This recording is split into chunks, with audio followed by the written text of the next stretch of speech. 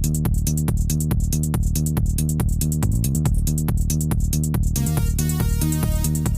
Friends, welcome back to Hindi knowledge word show. आज तारीख 24 मई 2022 है, वार मंगलवार। आइए बात करते हैं आज के मुख्य समाचार टुडे अपडेट के साथ। देश भर की तमाम खबरों पर डालते हैं एक नज़र। मोदी का मिशन जापान। भारतीयों से बोले पीएम, मुझे मक्खन पर लकीर नहीं, पत्थर पर लकीर बनाने में मजा आता है। प्रधानमंत्री नरेंद्र मोदी ने सोमवार को सुबह जापान की राजधानी टोक्यो पहुंचे। इस दौरान उन्होंने प्रवासी भारतीयों को संबोधित करते हुए कहा कि साथियों, मेरा जो लालन पालन हुआ है और जो संस्कार मुझे मिले हैं और जिन जिन लोगों ने मुझे गढ़ा है, उसके कारण मेरी भी एक आदत बन गई है। मुझे मक्खन पर लकीर खींचने में मज़ा नहीं आता, मैं पत्थर पर लकीर खींचता हूँ। सवाल मोदी का नहीं है कि 130 करोड़ देशवासियों का संकल्प और सपने, यह सामर्थ्य हम देख कर रहेंगे। यह सपनों का भारत होगा। भारत अपने खोए विश्वास को फिर हासिल कर रहा है। दुनिया में हमारे नागरिक आंख से आंख मिलाकर बात करते हैं। ज्ञानवापी पर कोर्ट में सुनवाई। मुस्लिम पक्ष बोला के सुनने लायक नहीं। हिंदू पक्ष की मांग, सर्वे रिपोर्ट कोर्ट में पढ़ी जाए, आदेश आज। ज्ञानवापी विवाद पर सोमवार को पहली बार जिला अदालत में 45 मिनट तक सुनवाई हुई। अंजुमन इंतजामिया मसाजिद कमेटी यानी मुस्लिम पक्ष के वकील के अभयनाथ यादव ने सुप्रीम कोर्ट के आदेश के मद्देनजर मुकदमे की पोषणीयता पर सुनवाई की मांग की है, यानी यह पूरा मामला कोर्ट में सुनवाई के लायक है या नहीं। हिंदू पक्ष के वकील विष्णु जैन ने मुस्लिम पक्ष के प्रार्थना पत्र के साथ कमीशन कार्रवाई की रिपोर्ट और वीडियोग्राफी कोर्ट में पढ़ने की मांग की, क्योंकि अब रिपोर्ट कोर्ट का हिस्सा है, उस पर आपत्ति दाखिल की जा सके। जिला जज डॉक्टर अजय कृष्ण विद्वेश्वर की अदालत ने दोनों पक्ष की दलीलें सुनने के बाद आदेश सुरक्षित कर लिया है। कोर्ट आज यानी 24 मई को इस पर आदेश सुनाएगी। 15 दिन में 15 देशों तक पहुंचा मंकी पॉक्स। बेल्जियम में लक्षण मिलने पर क्वारंटाइन जरूरी। मुंबई में संदिग्ध मरीजों के लिए आइसोलेशन वार्ड। कोरोना महामारी में जूझ रही दुनिया में तेजी से मंकी पॉक्स की चपेट में आ रही है। यही बीमारी महज 15 दिन के अंदर 15 देशों में फैल गई। शुक्रवार को बेल्जियम मंकी पॉक्स के मरीजों के लिए 21 दिन का क्वारंटाइन पीरियड कंपल्सरी करने का पहला देश बन गया है। वहीं विश्व स्वास्थ्य संगठन WHO ने चेतावनी दी है कि किसी भी देश में इस बीमारी का एक मामला भी आउटब्रेक माना जाएगा। गोवा के सीएम प्रमोद सावंत का ऐलान, फिर से बनेंगे वे मंदिर जिन्हें पुर्तगालियों ने तहस नहस कर दिया। भारत में ISI की आंत की साजिश। इंटेलिजेंस का अलर्ट। ISI ने रेलवे ट्रैक उड़ाने के लिए स्लीपर सेल को एक्टिव किया। निशाना पंजाब। खुफिया एजेंसी ने अलर्ट जारी कर चेतावनी दी है कि पाकिस्तान ने भारत को नुकसान पहुंचाने की बड़ी साजिश रची है। पाकिस्तान की inter services intelligence agency ISI sleeper cells के साथ रेलवे ट्रैक उड़ाने की प्लानिंग कर चुकी है, ताकि पंजाब और उसके आसपास के इलाकों में साजिश को अंजाम दिया जा सके।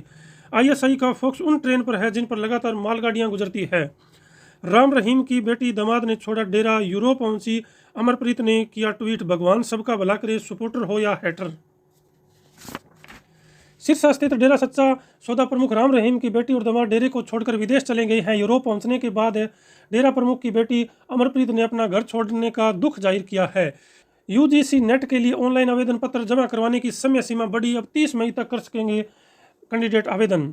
UGC नेट दिसंबर 2021 और जून 2022 के लिए ऑनलाइन आवेदन पत्र जमा करने की और फीस जमा करने की जो समय सीमा है वो बढ़ा दी गई है। ऑनलाइन आवेदन अब 30 मई 2022 तक भरे जा सकेंगे। कैंडिडेट UGC नेट की आधारित वेबसाइट पर जाकर आवेदन जो है वो कर सकता है। फिर गिड़गिड़ाया पाकिस्तान। टेरर फंडिंग में दोषी ठहराए गए यासीन मलिक पर पाक PM शरीफ बोले, दुनिया मोदी को रोक ले। जम्मू कश्मीर के प्रतिबंधित संगठन जम्मू कश्मीर लिबरेशन फ्रंट के प्रमुख यासीन मलिक को IA कोर्ट ने टेरर फंडिंग मामले में दोषी करार दिया है। मलिक ने भी अपना गुनाह कबूल कर लिया, लेकिन पड़ोसी मुल्क पाकिस्तान को यह नागवार गुजर रहा है। दरअसल मलिक को दोषी ठहराए जाने के बाद पाकिस्तान पूरी तरह बुखला गया है। वह दुनिया के सामने यासीन को सियासी कैदी बता रहा है। इतना ही नहीं, उसने मानवाधिकारों का हवाला देते हुए दुनिया के अन्य देशों से प्रधानमंत्री नरेंद्र मोदी को दोषी ठहराए जाने की अपील तक कर डाली है। बाइडेन की चीन को चेतावनी, कहा ताइवान पर हमला किया तो हम मिलिट्री एक्शन लेंगे। चीन बोला, राष्ट्रीय हितों की रक्षा के लिए हम तैयार। यूक्रेन जंग के बीच ताइवान को डराने में जुटे चीन को अमेरिकी राष्ट्रपति जो बाइडेन ने पहली बार खुली चेतावनी दी है। क्वाड बैठक में हिस्सा लेने जापान पहुंचे जो बाइडेन ने एक बैठक में कहा कि अगर चीन की ओर से ताइवान पर हमला किया गया है तो अमेरिका मिलिट्री एक्शन लेगा। उन्होंने कहा कि ताइवान की सीमा पर घुसपैठ करके चीन खतरा मोल ले रहा है। इस पर चीन ने पलटवार करते हुए कहा है कि हम अपने राष्ट्रीय हितों की रक्षा के लिए तैयार हैं। RBI के लिए महंगाई सबसे बड़ी चिंता, आने वाले दिनों में महंगा हो सकता है लोन। RBI गवर्नर ने ब्याज दरें बढ़ाने के संकेत दिए हैं। Reserve Bank of India RBI governor Shaktikanta Das ने जून में होने वाले मॉनेटरी पॉलिसी मीटिंग और आगे की बैठकों में रेपो रेट बढ़ाने के संकेत दिए हैं। इसने लोन और महंगा हो सकता है। RBI जून की बैठक में महंगाई का नया अनुमान भी जारी करेगा। उन्होंने यह भी कहा है कि इकोनॉमिक रिकवरी जोर पकड़ रही है। RBI गवर्नर ने CNBC TV 18 को दिए गए एक इंटरव्यू में यह बात कही। RBI के लिए वर्तमान में महंगाई सबसे बड़ी चिंता है।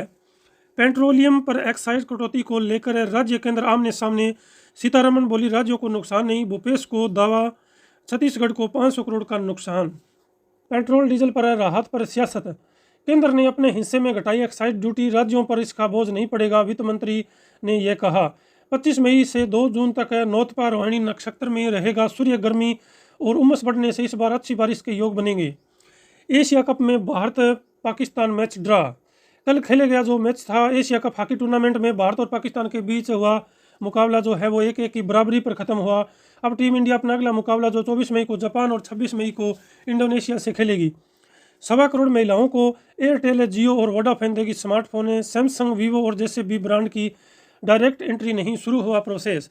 राजस्थान में 1.33 करोड़ महिलाओं को मुफ्त इंटरनेट के साथ स्मार्टफोन देने की योजना के लिए खरीदारी जो प्रक्रिया है वो शुरू हो चुकी है। 1.33 करोड़ स्मार्टफोन खरीदने के लिए सरकार की तरफ से जारी 7500 करोड़ के टेंडर के लिए कल प्री बिड बैठक की गई। 3 साल तक फ्री डेटा के साथ 1.33 करोड़ स्मार्टफोन सप्लाई करने के लिए टेंडर में शामिल होने की इच्छुक मोबाइल कंपनियों के प्रतिनिधियों और सरकारी एजेंसी राजकॉम्स के अफसरों के बीच चर्चा हुई। अब डालते हैं आज के मौसम अपडेट पर एक नज़र। प्री मानसून बना आफत है, मध्य प्रदेश के कई जिलों में आंधी और बारिश है।